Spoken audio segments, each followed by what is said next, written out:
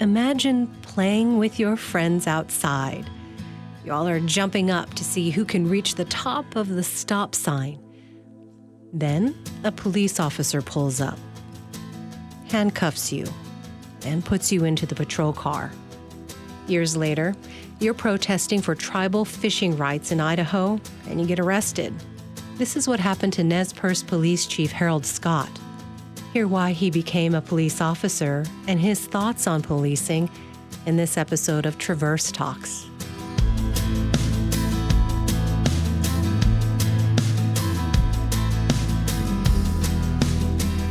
Chief Scott, you grew up in Lapwai. What was it like growing up in the 60s and 70s? There were some good times and there was some very educational bad times. Tell me about the good times first. Good times is growing up with a very large family, 8 brothers, 8 sisters. We were very close. Lapwai was very quiet at the time during the daytime. Then we had a lot of cultural stuff to take part in, a lot of sport events that we could participate in. So it made it kind of nice. And the community, the people around, I remember back then, everybody was in the neighborhood. There was no video games, so all the people would play together, and we'd all meet in certain sections or someone's house, and we'd all play together. Yeah. Totally different than today. Yeah, it is. I was just thinking last night I grew up on the Air Force Base, and we would go inside each other's houses, and I don't even remember the parents. I just remember how we just lived in and out of houses and outdoors at the playground, fed the horses. And I think even then in the 80s, that was starting to disappear in many places. It's a type of freedom. Yes. And what were the challenging times or the educational times when you were growing up? I think a lot of it was, there was a lot of racism. It was very, very bad. I could tell you back to when I was a youngster myself, growing up, which basically gave me the education to what I am today. I didn't want to see people have to experience some of the experiences that I grew up with. And those things were just basically a person of color being stopped by officers for walking on the street. I grew up with very respectful parents, and they taught you not to vandalize, told you not to do a lot of stuff, that was bad.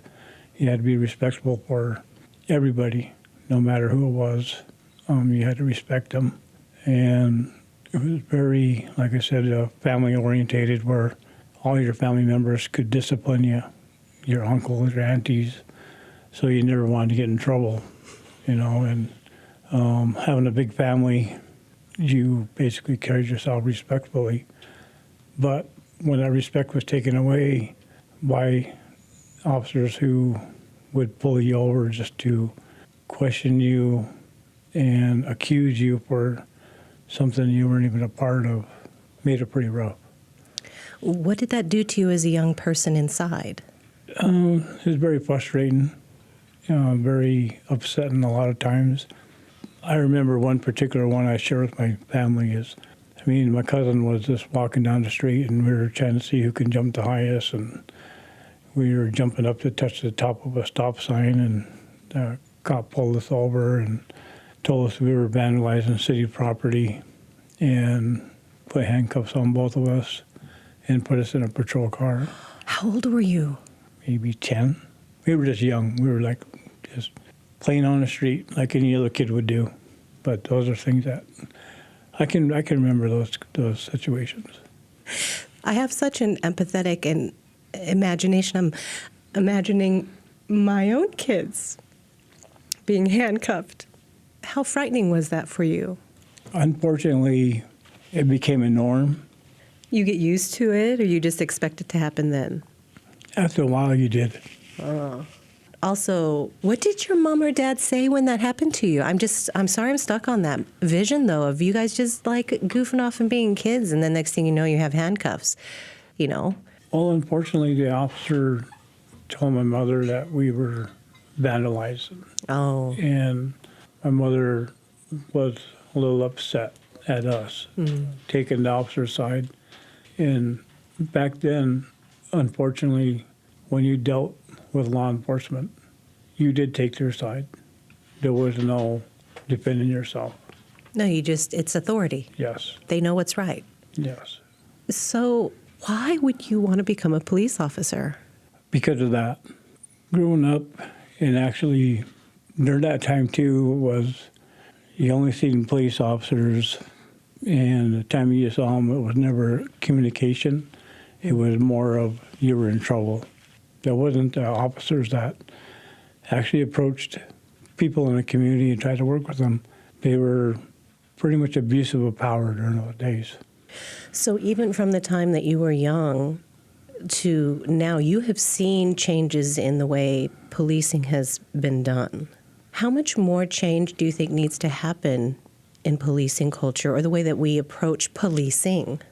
I think law enforcement officers all need to realize that the people that are policing are just people. And when we are policing, we are no different. Our job is to maintain a safe environment.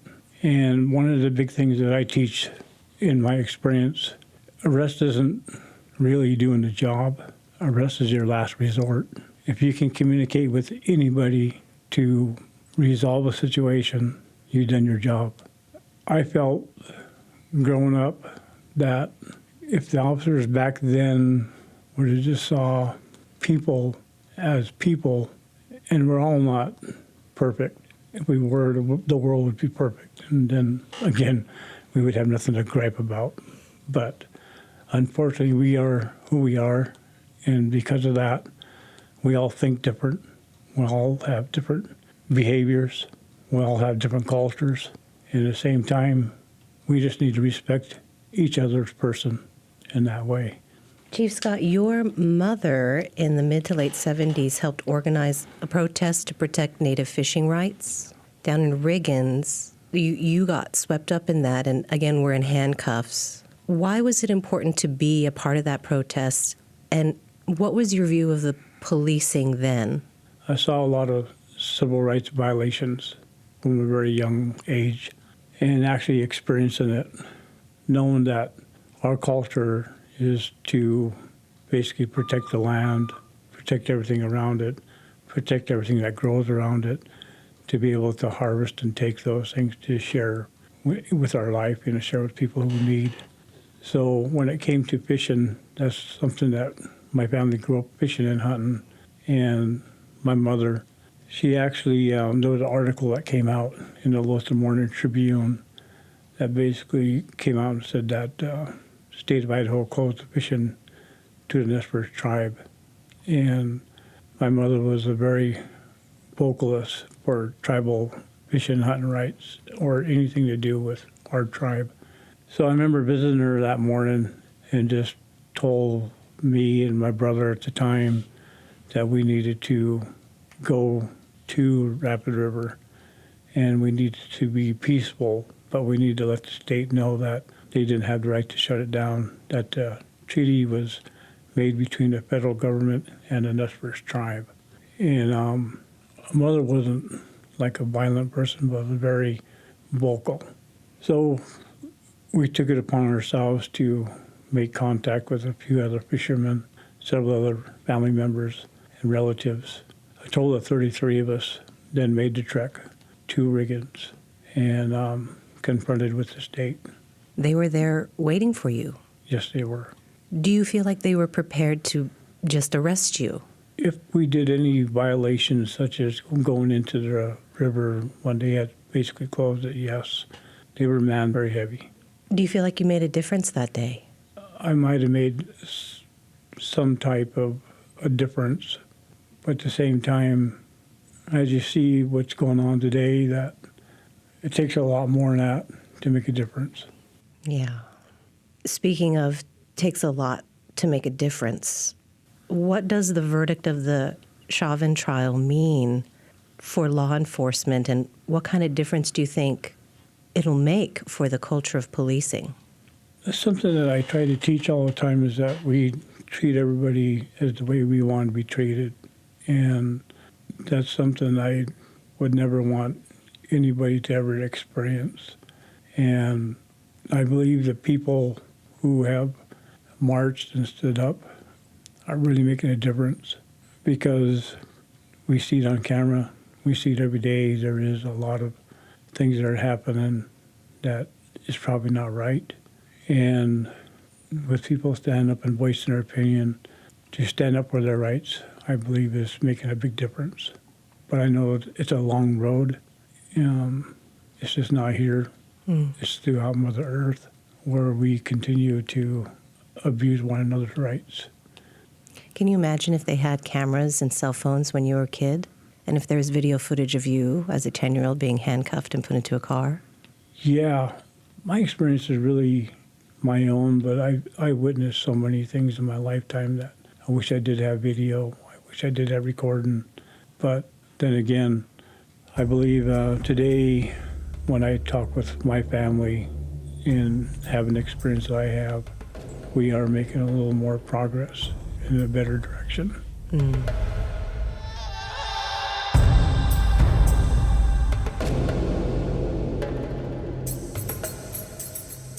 This podcast, like so many programs on NWPB, is brought to you courtesy of donors, people who watch and listen to NWPB for thought-provoking programs like Traverse Talks, people who give what they can to pay for current programs and the technology for future programs. You can join them. Donate any amount that is right for you at nwpb.org. Thank you.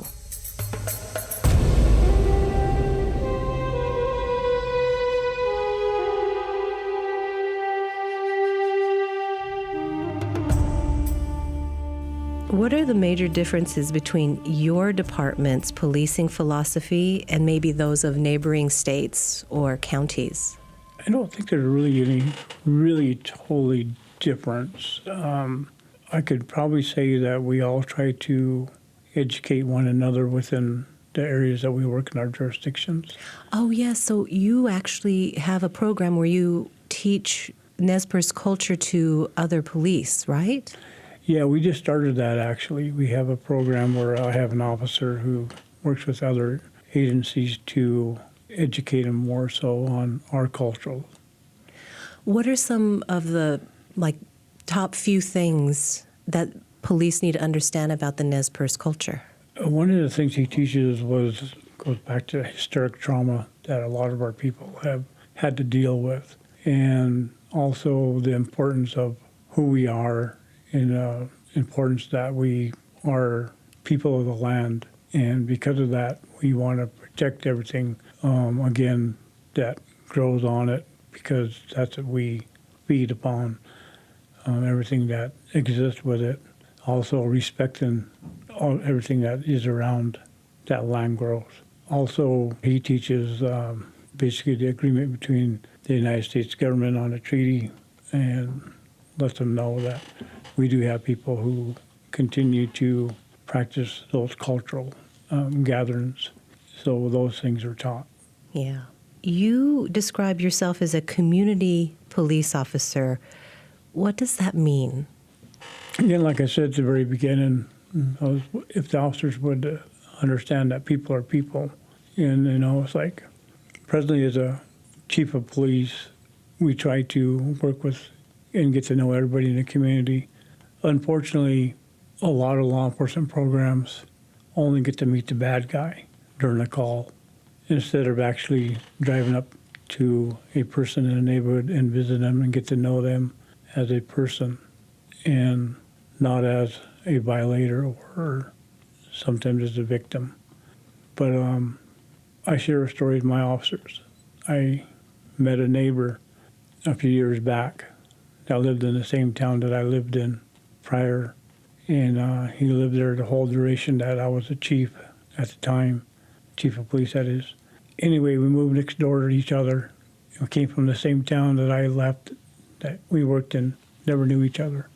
And I told him, I said, that's the sad part, is that unfortunately I had blinded myself to only know those that I had to deal with instead of knowing the people. And if I would have probably used more of my concept of knowing everybody, I probably would have got to know you before I had to meet you here 10 years later. And we came from the same place. And we just kind of joked about it and laughed about it. We became pretty good friends at the time. But I tell officers, I said, we have to work with the community. We need to work with them because they are just as much a part of law enforcement than anybody is. You work with them, they'll help you.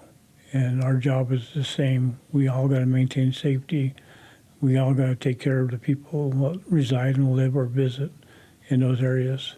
And as long as we communicate with them, it'll make a place a lot better. So they can trust you and come to you when there's something that they need help with instead of being afraid. Trust and respect is a really big thing. How does a Nez Perce man get or feel trust and respect in a country that hasn't given you that? Very interesting question. One of the big things back in the day was you kept quiet. You didn't say anything. Just to be quiet. And during the racism time, you hid your color because that's the reason why you were stopped on the road because of you were a person of color, or you were judged because you were a person of color. I have spoke on many occasions that be who you are. Don't be something else. Be who you are. Be proud of your culture, your heritage, your beliefs, your people's beliefs, your own family beliefs, and educate people who you are, because they'll never know who you are. They can't walk into your house and judge you until they actually know you. And that's the same thing as we have to do the same with anybody else. I really believe whoever said, walk into someone else's shoes is a big difference. And so I kind of live that. Yeah. When it comes to guns and gun safety, what are some things people need to understand? My last tenure as chief, I didn't carry a weapon. Really? I carried a pair of handcuffs, and that's all I ever carried. Because of the way things have changed today, unfortunately, innocent people are being attacked because of skin color, because of things that are happening. I carry a lot for the protection of the people, to make sure that if it was anything to happen, that I would be able to protect those people who cannot protect themselves. So as far as weapon goes, our program trains on it. Again, it comes down to like the arrest. Weapon is your last resort. We've had, since I've been chief in 2016 to present, we've had over a dozen hostage situations where people had actually held themselves up and did not want to come to law enforcement, so they barricaded themselves or had somebody with them. But we were able to negotiate all those incidents without nobody getting hurt. Again, with the officers that I work with, I really commend them that they're able to speak and work with the people. And again, a lot of it comes back to community policing. They actually knew the people and were able to understand the person. And I just don't want to see anybody ever, no matter who it is, whether it's a bad person or not, we don't have to take a life or anything. That's one of the big things that people understand in law enforcement, is that taking a life, not only does the family have to deal with it, but the officer involved has to live with that. And that's something we never want to ever see. I mean, there's quite a lot of tragedies and these accidental murders and deaths, and I don't think we've had the conversation of what it is like to kill somebody. I mean, if anybody's ever hunted, that spiritual feeling of seeing the life go out, and that's an animal. What is it like when it's a human being? That's intense.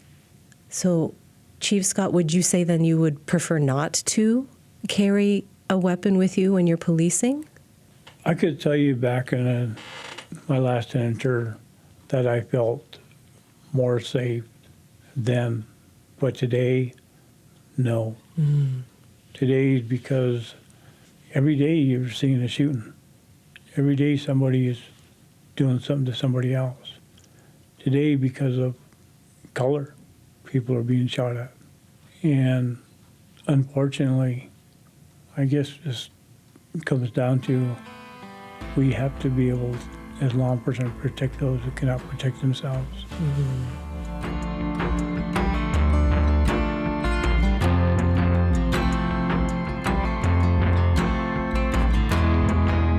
You can always have NWPB in your pocket by downloading our free mobile app. Just search for NWPB wherever you get your apps. You can listen to us anywhere.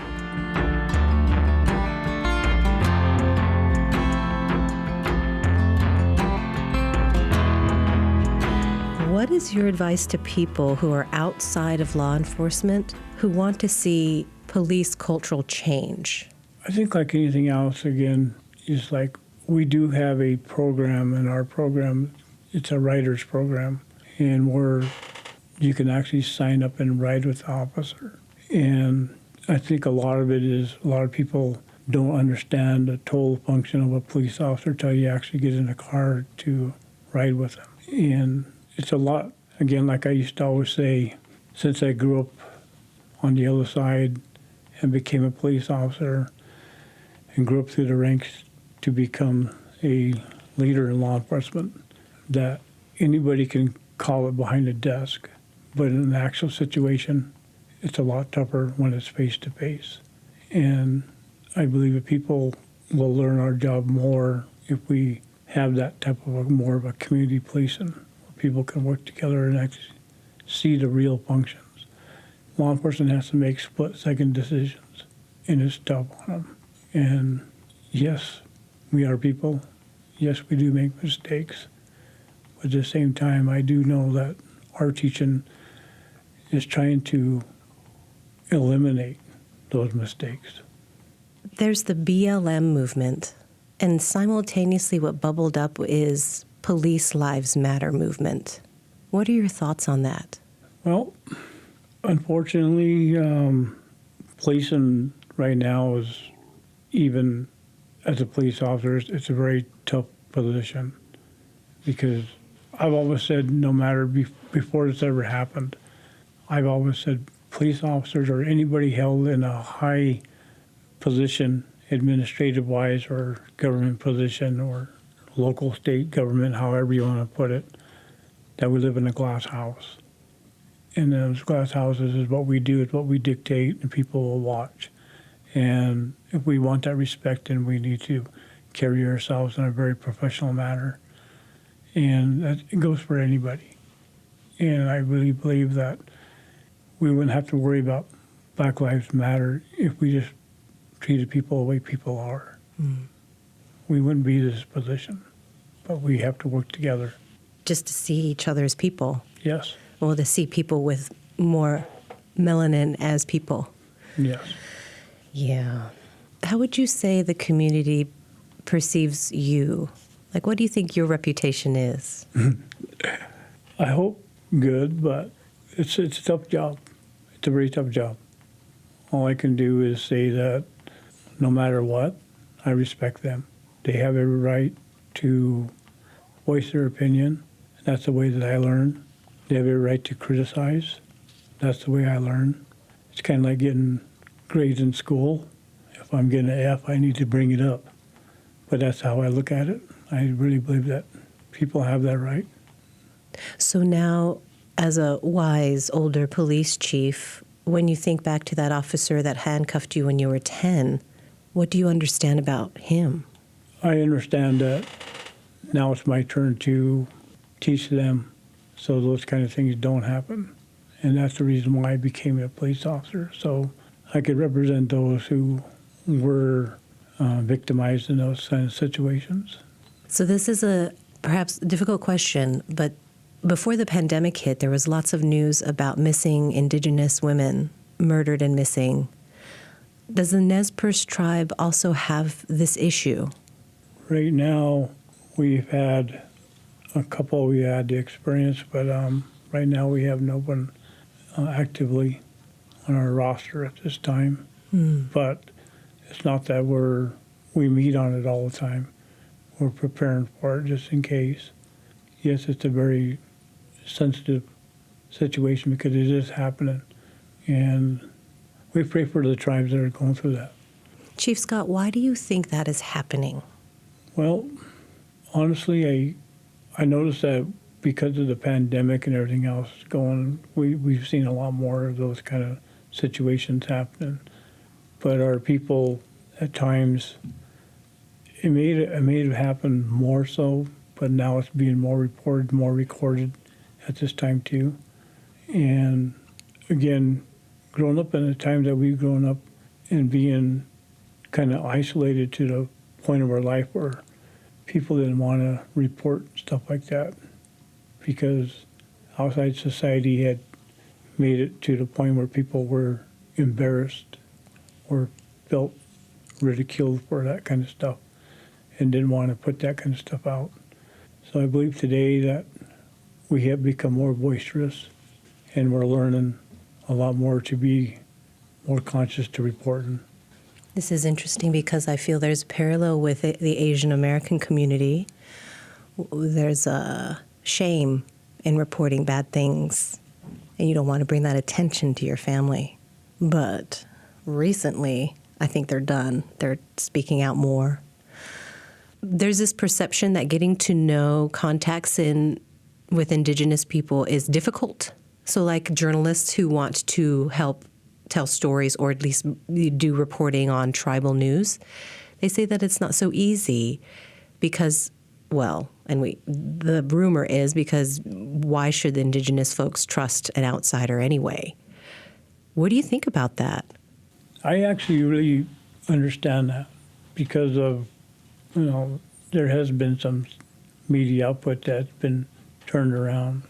And when it turned around, it gives a person, doesn't matter of what color they come from, the trust is a big thing. And when we miscommunicate, that hurts the person. And I just think a lot of people have a hard time speaking to people they don't know. Well, and I feel as if there's a culture of comfort from, totally speaking as a white person, where when you know that you could be disrespectful or you could say something really offensive, it becomes, you become weird and stupid about it. And so learning to be comfortable with not knowing and being uncomfortable and putting yourself in a situation in order to open yourself up to that. I want to know you, but I think I'm going to fuck this up. But I'm being honest with you. I might ask some really dumb questions. Please tell me that was stupid so I could learn with you. But I also, there's this other thought that other people that you're getting to know from different cultures, it's not their job to educate you. So it's just interesting dance as we try to understand one another when we move around each other to find out where we're comfortable enough to open and explore each other and be vulnerable. Yet all the while knowing the dominant culture has always made the rules. And so how do you unlearn those rules? So I want to thank you for your time and for answering some pretty difficult questions about policing. And what I took away is really about respect and seeing the other as human. And that's where we should all start with each other. That's kind of the theme of this podcast anyway, is getting to know each other on a human basis. Thank you for having me here and have an opportunity to, again, speak on behalf of law enforcement, but at the same time speak on the Nez Perce Tribe, but always remember that the big thing is just being respectful for all. It doesn't matter. We're all human beings, and we're all given a short time here on Mother Earth, and we all need to respect it in that good way. Amen.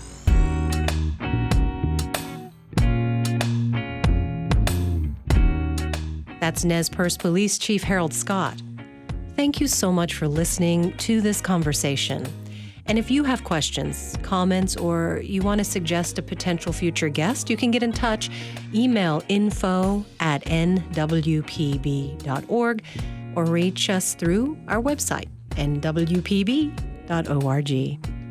Thanks for listening to Traverse Talks. I'm Sueann Ramella.